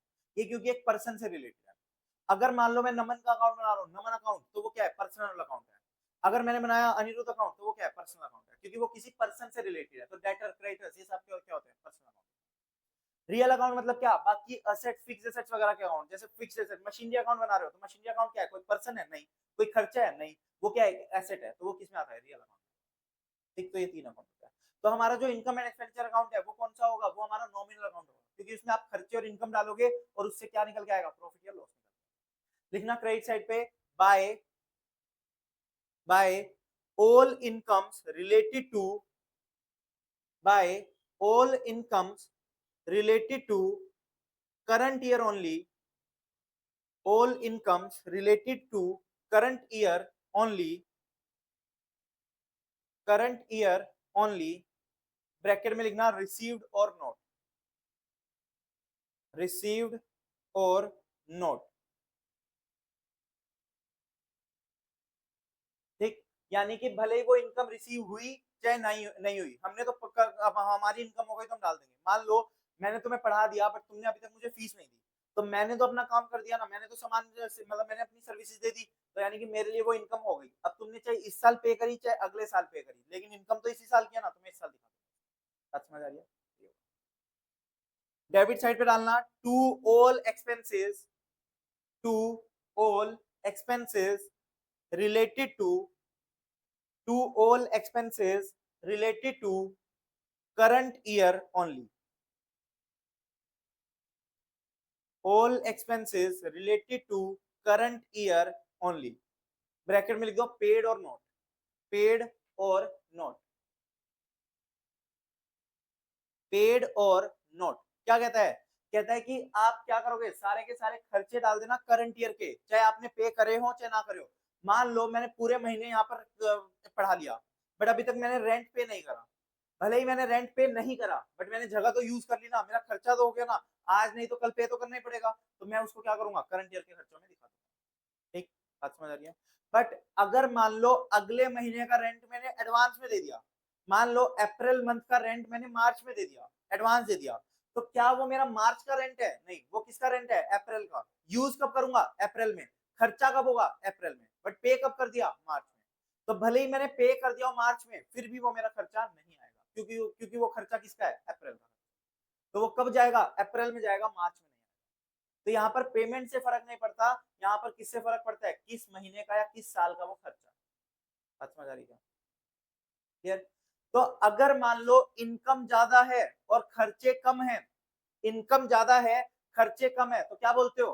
प्रॉफिट। अगर इनकम ज्यादा है खर्चे कम है तो क्या बोलते हो? प्रॉफिट।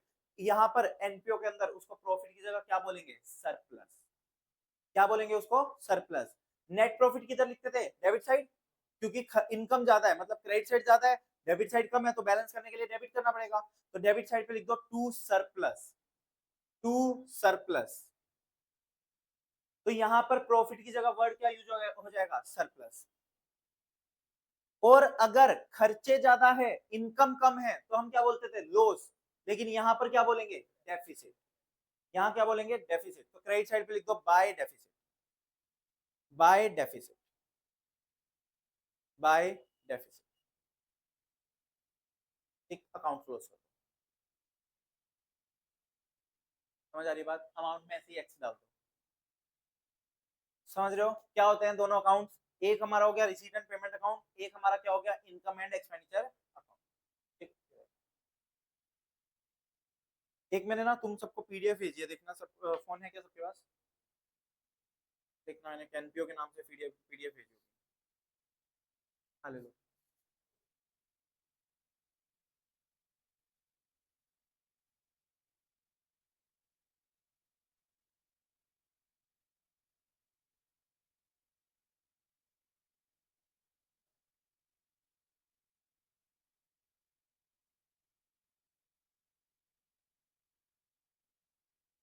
सबके पास आ गई क्या वो पीडीएफ एनपीओ के नाम से जो है, खोल ली सबने? चलो इसका निकालना क्वेश्चन नंबर 1 क्या कहता है, चलो देखना। कहता है question number 1, from the following particulars prepare income and expenditure account. कौन सा बनाना है? इनकम एंड एक्सपेंडिचर अकाउंट, यानी कि हमें ये देखना है कि हमारी करंट ईयर की इनकम कितनी है और करंट ईयर के खर्चे कितने हैं। तो चलो बनाना एक format income and expenditure account का।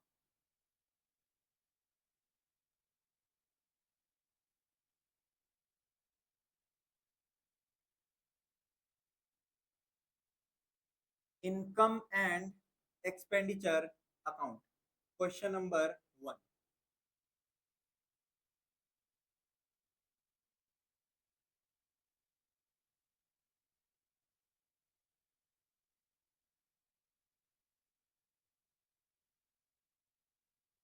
चलो तो डेबिट साइड पे क्या आएंगे? एक्सपेंसेस, एक्सपेंडिचर, अमाउंट,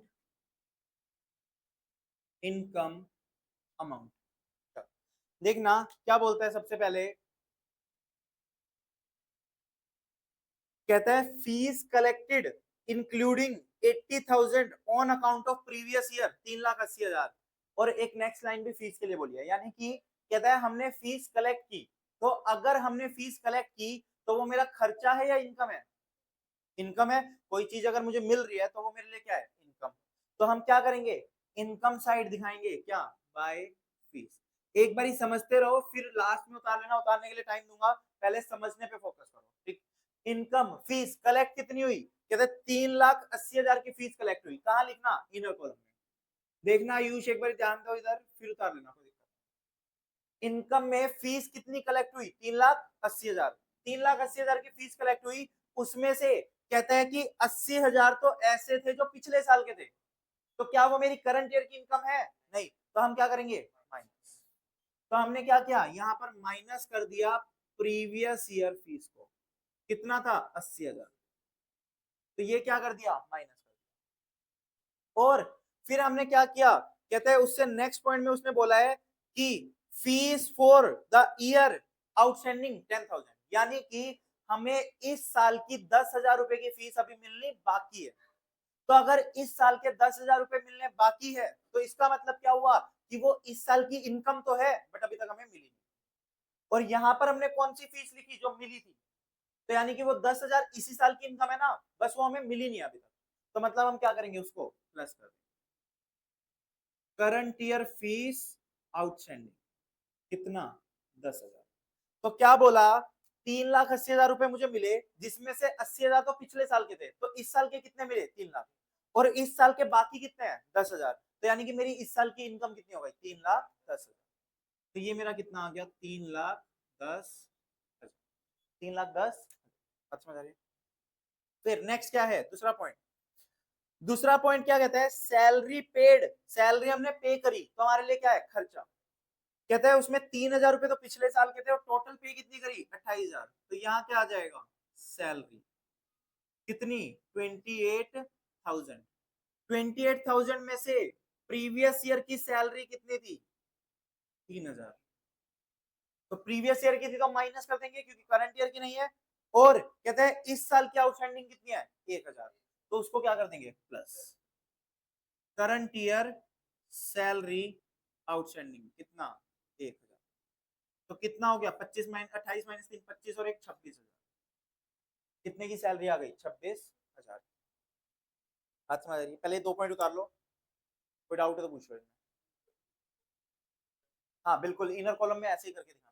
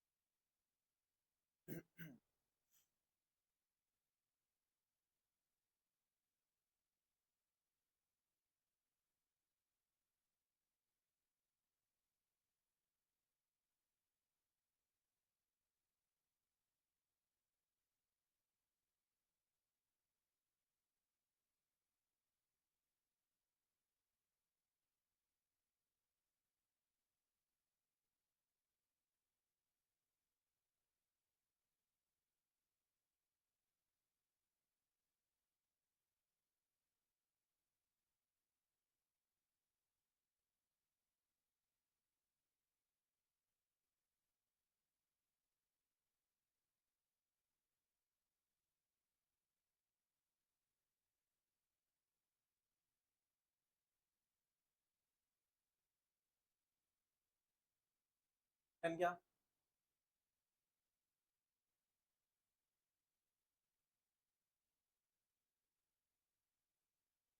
इसके बाद क्या बोला उसने? एंटरटेनमेंट एक्सपेंसेस कितने के? 3,000 के। कोई एडजस्टमेंट नहीं है, कोई आउटस्टैंडिंग नहीं, कुछ नहीं। तो यानी कि सीधा क्या मान लेंगे, 3,000 का ही खर्चा था और हमने 3,000 पे कर दिया होगा। तो यहाँ पर आ जाएगा टू एंटरटेनमेंट एक्सपेंसेस कितना? 3,000। लिखते जाओ आगे। फिर क्या कहते हैं? टूर्नामेंट एक्सपेंसेस 12,000 डाल दो सीधा, मीटिंग ट्रैवलिंग दोनों डाल दो। एंटरटेनमेंट 3,000, टूर्नामेंट 12,000, मीटिंग एक्सपेंसेस 18,000 और ट्रैवलिंग 6,000।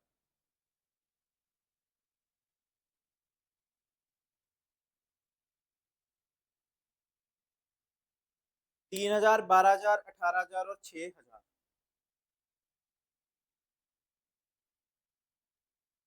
एंटरटेनमेंट 3 के, टूर्नामेंट 12 के, मीटिंग 18 के और ट्रैवलिंग 6,000।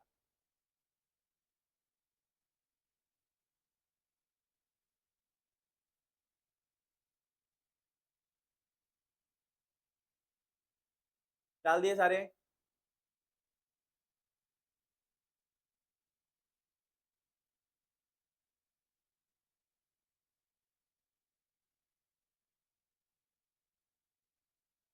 डन।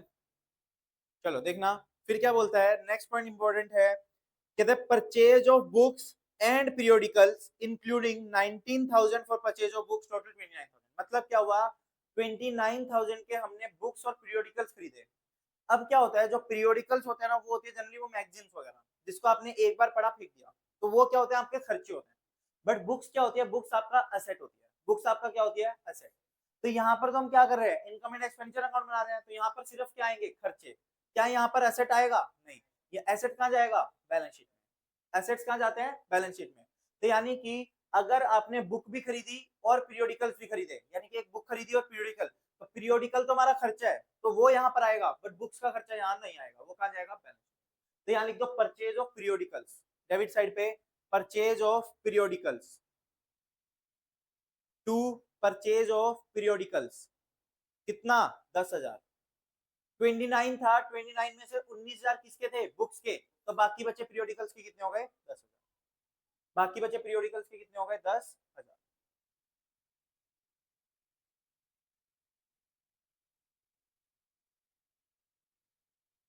समझ आ रही है? उसके बाद क्या है, रेंट, रेंट डायरेक्ट डाल दो, पोस्टेज एंड टेलीग्राम डायरेक्ट डाल दो, प्रिंटिंग स्टेशनरी डायरेक्ट डाल दो। तीनों ऐसे लिख दो जितने अमाउंट है, क्योंकि उनका कोई भी एडजस्टमेंट नहीं है। सब कुछ, सब कुछ। टेलीफोन ना नहीं, वो मोबाइल बिल है। टेलीफोन नहीं खरीदा, मोबाइल बिल पे किया। टेलीफोन का बिल पे किया होगा उन्होंने, ठीक, तो वो खर्चे में ही आएगा। Rent, postage, telegram and telephone, इनके बिल वगैरह पे किए, प्रिंटिंग एंड स्टेशनरी।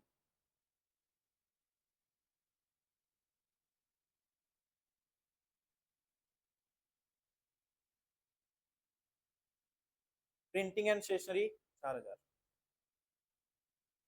हो गए।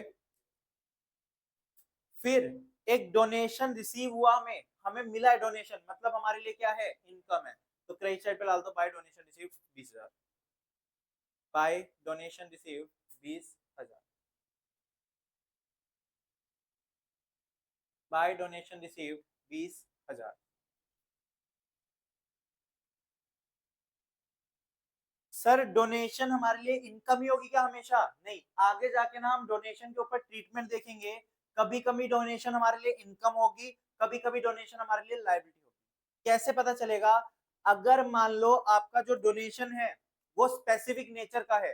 मान लो मैंने तुम्हें 20,000 रुपए दिए और मैंने बोला इससे इन बच्चों के लिए ना स्कूल बैग खरीदना सिर्फ, तो वो क्या है, आपके सर पे एक लायबिलिटी है कि आपने मुझसे 20,000 रुपए ले लिए, किस लिए, बैग खरीदने के लिए।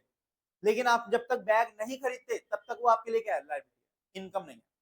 लेकिन अगर मैंने तुम्हें ऐसे बोला कि ये 20,000 रुपए पकड़ो और इससे ना जो मर्जी कर लेना, कोई दिक्कत नहीं, तो वो क्या है, वो जनरल नेचर की डोनेशन, वो आपके लिए क्या होती है, इनकम। क्योंकि वो आपके पास पैसा आ गया, आप जो मर्जी करो, उससे कोई फर्क नहीं पड़ता। ठीक, जो मर्जी मतलब ऑर्गेनाइजेशन में जो मर्जी खर्चा करो, कोई फर्क नहीं पड़ता। लेकिन अगर मैंने ऑर्गेनाइजेशन को यानी ट्रस्ट को, ऑर्फनेज को ऐसे बोला कि ये बच्चों के स्कूल बैग के लिए है पैसे, तो उसके सिर पे लाइबिलिटी है कि वो उन पैसों को कहीं और यूज नहीं कर, वो सिर्फ स्कूल बैग के लिए। ठीक, तो यहाँ पर सिर्फ डोनेशन रिसीव लिखा है तो हम इसको क्या मान लेंगे, इनकम मान लेंगे। तो इसको इनकम साइड डाल दिया, निकाल दो सरप्लस आ रहा है डेफिसिट आ रहा है, कैलकुलेट कर दो कितना 2,26,000, कैलकुलेट कर दो सब 2,26,000। कैलकुलेटर सबके पास अलाउड है पेपर के अंदर, तो कोई दिक्कत नहीं है, हाथ वाथ से करने की जरूरत नहीं है। अब कैलकुलेशन जो 12th तक करते थे वैसे नहीं करना, कैलकुलेटर अलाउड है तो कैलकुलेटर पे कर लेना, ठीक है ना। अभी तो ट्रायल क्लास टाइप चल रही थी तो कोई दिक्कत नहीं है, नेक्स्ट क्लास से सबके पास कैलकुलेटर रख लेना, सबके पास एटलीस्ट 2 कलर के पेन रखना कि हेडिंग वगैरह डालने के लिए एक कलर का पेन और बाकी नोटिंग के लिए दूसरे कलर का पेन, क्योंकि हमें ना नोट्स अच्छे बनाने हैं। अगर नोट्स अच्छे होंगे क्या होगा, अब मैं एनपीओ खत्म करा दूंगा, एनपीओ खत्म करके मैं अगला चैप्टर ऐसे करके अगले अगले चैप्टर चलते जाएंगे। बट जब तुम दोबारा पढ़ने बैठोगे, अगर तुम्हारे पास नोट्स अच्छे होंगे तो तुम्हें सब चीजें याद आ जाएंगी क्या पढ़ा था। बट अगर तुम नोट्स अच्छे नहीं बनाए हुए तो तुम्हें दिक्कत आएगी। तो इसीलिए अपनी नोटिंग सही से रखना, 2 कलर के पेन यूज करना ताकि पता चले कि क्या है, हाइलाइटर वगैरह रख लेना, हाइलाइटर यूज कर लेना, और एक वो स्टिकी नोट्स ले आना, ठीक। तो नेक्स्ट क्लास में जब ये सब चीजें कैरी कर लेना, कैलकुलेटर, 2 कलर के पेन, हाइलाइटर और स्टिकी, कैलकुलेटर सबसे ज्यादा जरूरी है, हाइलाइटर, स्टिकी नोट्स ये सब भी अच्छा है, तुम्हारे लिए अच्छा है, ताकि जब तुम रिवीजन करो तो तुम्हारा इंपॉर्टेंट चीजों पे सीधा ध्यान जाए, ठीक। क्योंकि जब तुम्हारे एग्जाम्स होंगे, अभी तक क्या होता है 12th क्लास में ना आदत होती है बच्चों को एक एक हफ्ते की छुट्टी की, एक पेपर था मान लो 1 तारीख को, तो अगला पेपर होगा कब, 8 तारीख को या 9 तारीख को या 10 तारीख को, ऐसे छुट्टियां मिलती है, इतनी छुट्टियां। सीए में क्या होता है सर, सीए में होता है 15 तारीख को एक पेपर है, अगला पेपर 17 तारीख को है, एक दिन बाद पेपर है, एक दिन में पूरा अकाउंट रिवाइज करना है आपको, ठीक। एक दिन में लो पूरा रिवाइज करना है, एक दिन में मैथ पूरी रिवाइज करनी है, तो उसके लिए क्या होगा, आपने अगर नोट्स अच्छे बनाए होंगे ना तो आप उसको रिवाइज कर पाओगे। अगर तुमने नोट्स अच्छे नहीं बनाए तो तुम घूमते रह जाओगे कि क्या पढ़ा था, ठीक। तो नोट्स हमें अच्छे बनाने हैं, हाईलाइट करते चलना है। हाईलाइट करने से क्या फायदा होगा, उस 1.5 दिन में तुम हाईलाइटेड चीजों को पढ़ लोगे ना, इंपॉर्टेंट इंपॉर्टेंट चीजें तुम्हारी याद आती रहेगी, ठीक। दूर से नजर जाएगी, तुम्हें हर पेज की एक एक लाइन पढ़ने की जरूरत नहीं, बात समझ आ रही है। तो इसलिए ये सब चीजें अभी से करना शुरू करोगे ना तो तुम्हारे लिए बहुत बेनिफिट रहेगा, बहुत ज्यादा बेनिफिशियल होगा अगर तुमने अभी से इस चीज को फॉलो किया, ठीक। तो और कैलकुलेटर तो मस्ट है, बिना कैलकुलेटर के कोई भी क्लास में पॉसिबल नहीं है, ठीक। और कैलकुलेटर्स में सबसे अच्छा कैलकुलेटर ये वाला होता है जो ये इसके पास है, अनिरुद्ध के पास, ये वाला दिखाना अनिरुद्ध ऊपर करके, ये वाला, हाँ ये वाला कैलकुलेटर सबसे अच्छा रहता है क्योंकि इसको यूज करना कंफर्टेबल रहता है। वो जो ब्लैक वाले आते हैं ना, जो वैसे वाले, उनके कीज बहुत हार्ड होती है, ठीक, थोड़ी सी हार्ड कीज होती है, इनकी प्रेस करने में ना दिक्कत लगती है, तो इसीलिए मुझे सबसे अच्छा ये लगता है। बाकी ऐसा कोई हार्ड एंड फास्ट रूल नहीं है कि तुम्हें यही यूज करना है, तुम्हारी चॉइस है, जो मर्जी यूज करो, ठीक। बट अगर बाय करने वाले हो तो मैं सजेशन ये दूंगा कि ये बाय कर लो, क्योंकि इसमें ना क्या होता है, जब हम मैथ्स पढ़ेंगे ना तो मैथ्स पढ़ते टाइम ना यहाँ पर एक बटन है जीटी, ये दिख रहा है जीटी, तो ये जीटी से ना हम बहुत सारी शॉर्ट ट्रिक देखेंगे, इस जीटी से बहुत सारी शॉर्ट ट्रिक्स आएंगी। तो कुछ कुछ कैलकुलेटर्स ऐसे होते हैं जिनके अंदर ये जीटी का बटन नहीं होता, आई थिंक उस वाले में भी नहीं होगा, है ठीक। कुछ कुछ कैलकुलेटर्स ऐसे होते हैं जिनमें जीटी का बटन नहीं होता, तो जीटी के बटन से ना हमारी बहुत सारी शॉर्ट ट्रिक्स है, अगर जीटी का बटन नहीं हुआ तो हम कुछ शॉर्ट ट्रिक्स मिस कर जाते हैं, ठीक। तो ट्राई करना, जो कैलकुलेटर बाय कर रहे हो उसमें जीटी का बटन जरूर देख लेना, मतलब यही वाला लोगे सबसे बेस्ट, ठीक। तो कैलकुलेटर वगैरह सब अपने पास रख लेना क्योंकि कैलकुलेशन इजी हो जाती है। डाल दो 2 सरप्लस 2,26,000, 2 सरप्लस 2,26,000, 2,26,000, बात समझ आ रही है, क्लियर है। इनकम एंड एक्सपेंडिचर अकाउंट कैसे बनेगा, क्या माइनस होगा क्या प्लस होगा, सब कुछ क्लियर है, कोई डाउट है किसी को। Done? चलो डालना heading special treatments, special treatments,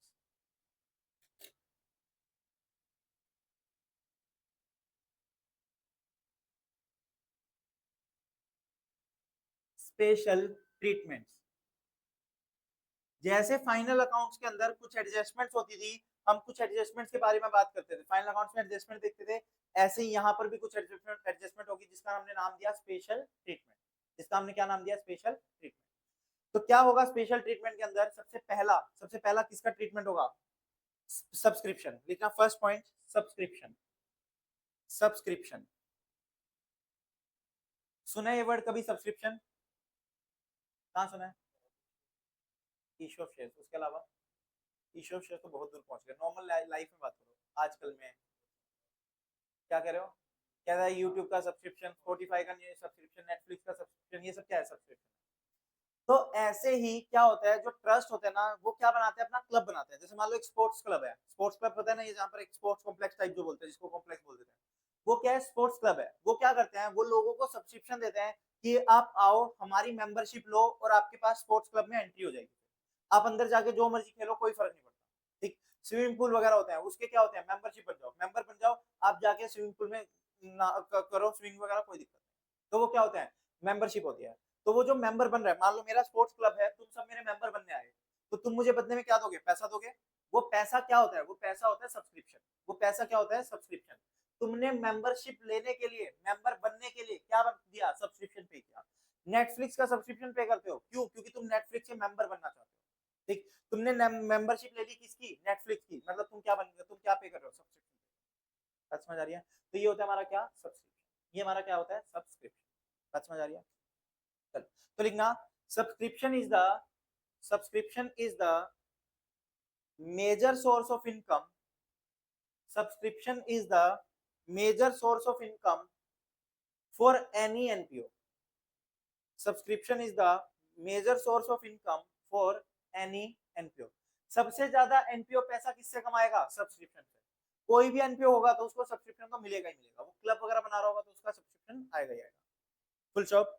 this subscription is paid by the members, this subscription is paid by the members to NPOs, to NPOs against the services provided by them, against the services provided by them।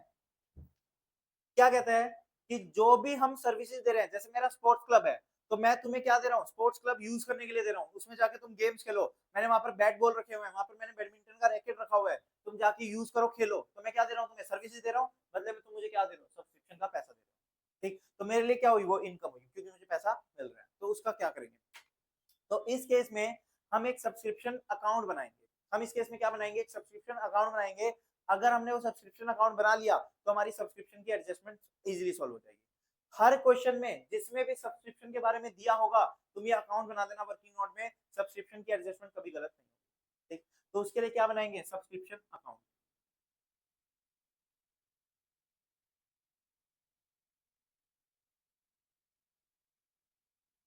क्या बनेगा, वही particular amount, particular amount.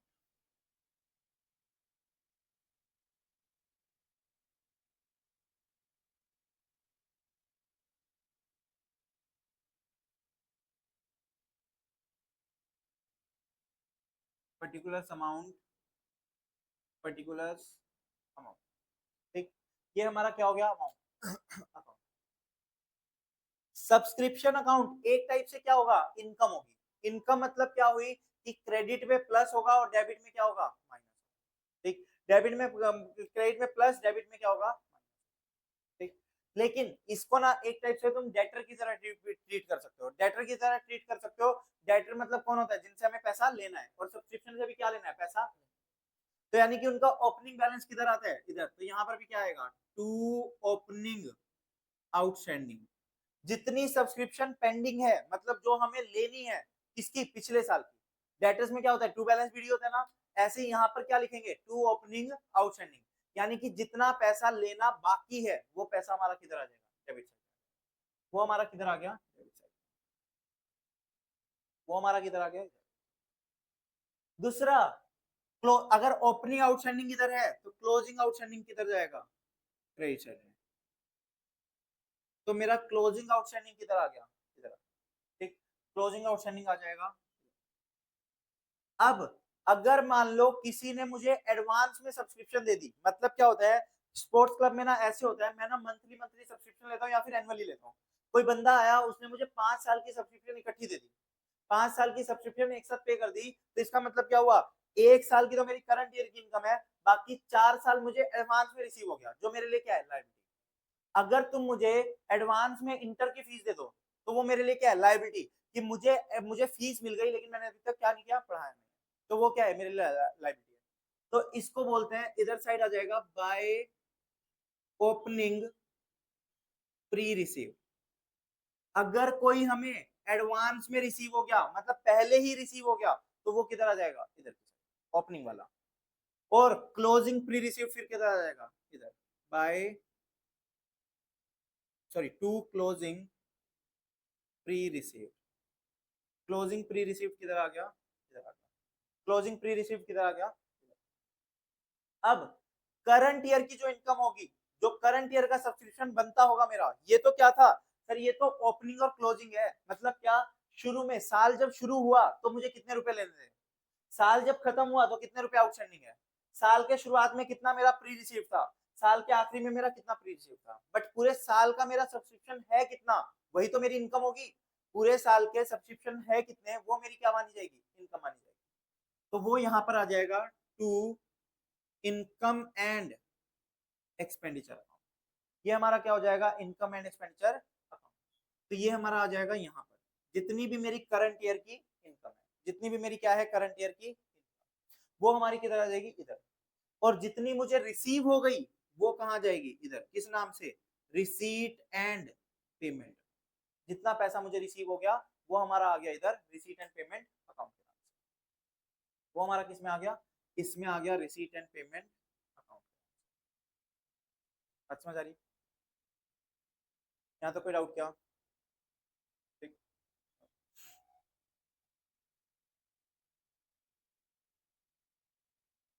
ये मेरी सिर्फ क्या होगी, current year की income होगी, जितनी मेरी करंट ईयर की इनकम बनती है, क्योंकि इनकम एंड एक्सपेंडिचर अकाउंट में हम क्या डालते हैं, सिर्फ करंट ईयर की इनकम डालते हैं, ठीक। और यहाँ पर जितना हमें पैसा रिसीव हुआ, एक्चुअली में रिसीव हुआ, वो पैसा आएगा, चाहे वो मुझे 5 साल पहले का रिसीव हुआ हो, चाहे मुझे पिछले साल का रिसीव हुआ हो, चाहे मुझे अगले 5 साल का रिसीव हुआ हो, कभी का भी रिसीव हुआ हो, वो मेरा किधर आएगा, ठीक। तो यहाँ पर हम लिख देंगे actually received during the year. जितना हमें एक्चुअल में रिसीव हुआ वो अमाउंट हमारा कहाँ जाएगा, इधर आ जाएगा, बना लो ये अकाउंट।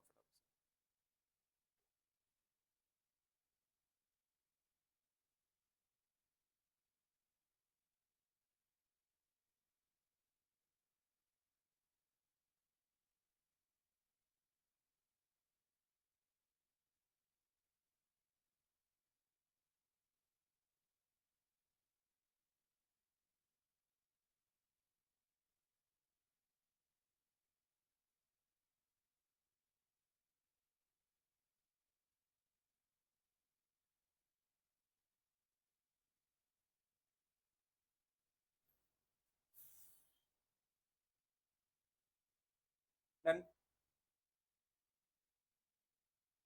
सर अब इनका ट्रीटमेंट क्या होगा इन सारी चीजों का, इस चैप्टर के अंदर हमारे पास टोटल 4 चीजें हैं। पहला अकाउंट कौन सा, रिसीट एंड पेमेंट अकाउंट, पहला अकाउंट कौन सा, रिसीट एंड पेमेंट अकाउंट। दूसरा अकाउंट कौन सा, इनकम एंड एक्सपेंडिचर अकाउंट। और दो होंगी बैलेंस शीट, दो क्या होंगी, बैलेंस शीट। सर दो कौन सी, एक होगी क्लोजिंग बैलेंस शीट, एक होगी ओपनिंग बैलेंस शीट। यानी कि साल के शुरू में मेरे पास क्या क्या एसेट्स थे और साल के आखिरी में मेरे पास क्या क्या, साल के शुरू में मेरी क्या क्या लायबिलिटीज थी और साल के आखिरी में मेरे पास क्या क्या लायबिलिटी, ठीक। तो सर कौन सी चीज कहां जाएगी, क्योंकि ये तो वर्किंग नोट का पार्ट है, ये तो किसका पार्ट है, वर्किंग नोट का। तो ये मेन अकाउंट में तो जाएगी ना, कहां कहां जाएगी, ये वाला तो सर हमें साफ साफ पता चल रहा है किस में जाएगा, रिसीट एंड पेमेंट अकाउंट में। किस साइड, डेबिट या credit, receipt and payment account में डेबिट या क्रेडिट, डेबिट। क्यों डेबिट, क्योंकि मिल रहा है हमें, हमें रिसीव हो रही है ना ये, actually receive during the year, तो हमें पैसा मिल रहा है। तो अगर हमें पैसा मिल रहा है तो वो रिसीट एंड पेमेंट अकाउंट में किस साइड जाएगा, डेबिट साइड, ठीक। तो यानी कि ये वाला किधर चला जाएगा, रिसीट एंड पेमेंट अकाउंट में debit side, receipt and payment account में किस साइड जाएगा, डेबिट।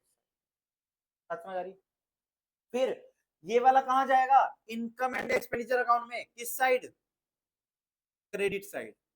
क्यों क्रेडिट साइड, क्योंकि मेरी इनकम है, क्योंकि मेरी क्या है, इनकम। अगर एक्सपेंसेस होते तो इनकम एंड एक्सपेंडिचर में डेबिट साइड। ये क्या है सर, ओपनिंग आउटस्टैंडिंग, यानी कि ओपनिंग बैलेंस है और आउटस्टैंडिंग है। आउटस्टैंडिंग क्या है, मतलब मुझे मिलना था लेकिन अभी मिला नहीं, तो मेरा एसेट है या लायबिलिटी है, एसेट है। तो यानी कि ये मेरे किस में जाएगा, ओपनिंग बैलेंस शीट में जाएगा, किस साइड, डेबिट साइड, मतलब एसेट साइड। बैलेंस शीट में कोई डेबिट क्रेडिट नहीं होता, बैलेंस शीट में कौन सी साइड होती है, asset side. Opening balance sheet में जाएगा, क्लोजिंग में नहीं जाएगा, क्योंकि ये कौन सा बैलेंस है, ओपनिंग बैलेंस। ऐसे ही ओपनिंग प्री रिसीव किस में जाएगा, ओपनिंग बैलेंस शीट में जाएगा, कौन सी साइड, लायबिलिटी, कौन सी साइड जाएगा, लायबिलिटी। बात समझ आ रही, क्योंकि ये हमें एडवांस रिसीव हो गया तो मेरे सर पे क्या आ गई, लायबिलिटी आ गई, तो ये मेरी क्या है, लायबिलिटी। ऐसे ही सेम क्लोजिंग बैलेंस शीट किसमें, क्लोजिंग आउटस्टैंडिंग किसमें जाएगा, क्लोजिंग बैलेंस शीट में असेट साइड, और क्लोजिंग प्री रिसिप्ट किस में जाएगा, क्लोजिंग बैलेंस शीट में लायबिलिटी। बात समझ आ रही है क्या? ठीक, ये लिख लो हर एक का कहाँ कहाँ जाएगा, और फिर इस अकाउंट को क्लोज करो।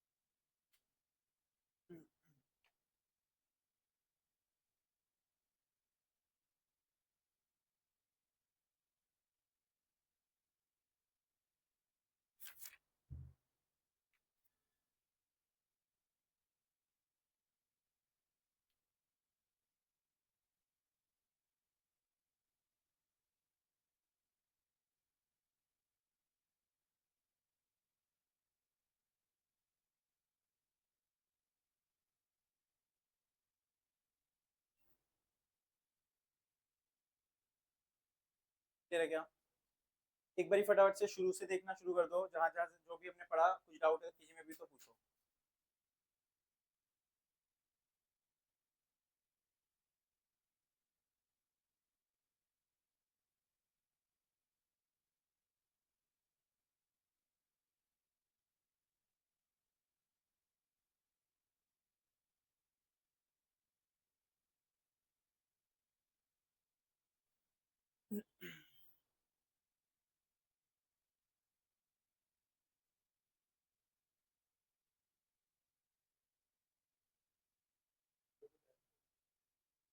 एनपीओ की बैलेंस शीट बनाने का बहुत फायदा है, आपको पता होना चाहिए एनपीओ के पास कितने एसेट्स हैं। अगर मान लो एनपीओ के नाम पे एक बिल्डिंग है, अगर आप बैलेंस शीट नहीं बना रहे, वो बिल्डिंग में अपने पर्सनल पर्पस के लिए यूज करना शुरू कर दो, किसको पता चलेगा?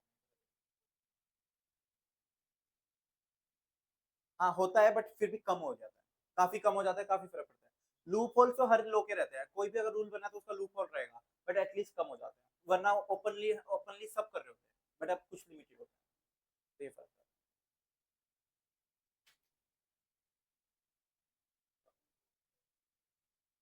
कौन सी? बुक्स असेट होती है, बुक्स क्या होती है, असेट, तो वो किसमें जाती है, बैलेंस शीट में, इनकम एंड एक्सपेंसेस का पार्ट में।